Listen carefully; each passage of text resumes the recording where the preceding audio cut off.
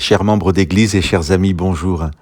Nous avons vu dans l'émission 253 comment Jésus invite ses disciples à passer sur l'autre rive pour le suivre en territoire inconnu, là où Jésus apportera la délivrance à un homme possédé.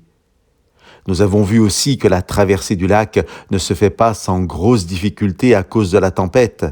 Mais au final, la bénédiction que Jésus a pu apporter sur l'autre rive justifie à elle seule les épreuves à surmonter. Il n'en reste pas moins que cet épisode de la tempête nous interroge sur les épreuves, les tempêtes que nous pouvons traverser dans nos propres vies. Je vous lis le verset 23 du chapitre 8 de Luc. Pendant qu'il naviguait, Jésus s'endormit. Une bourrasque fondit sur le lac. Le bateau se remplissait. Ils étaient en danger. Les disciples vinrent le réveiller en disant « Maître, Maître, nous sommes perdus !» Réveillé, il rabroua le vent et les flots qui s'apaisèrent. Le calme se fit.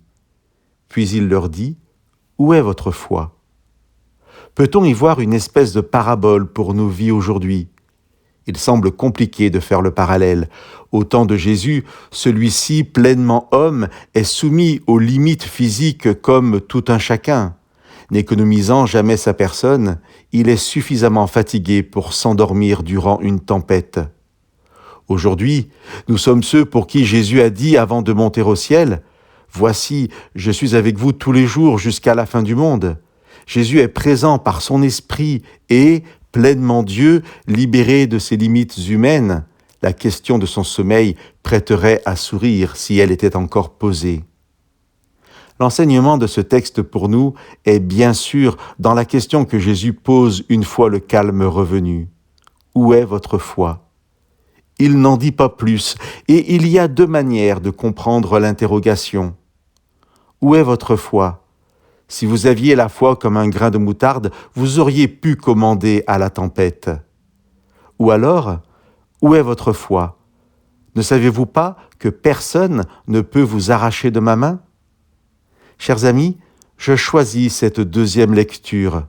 Et moi, comme vous, je suis incapable d'expliquer toujours pourquoi Dieu permet telle ou telle situation.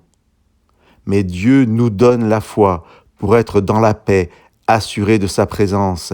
Personne ne peut nous arracher de sa main. Je vous laisse le verset 3 du psaume 121. Dieu ne te laissera pas vaciller sur tes jambes. Celui qui te garde ne sommeille pas, non, il ne sommeille ni ne dort. Que Dieu vous bénisse.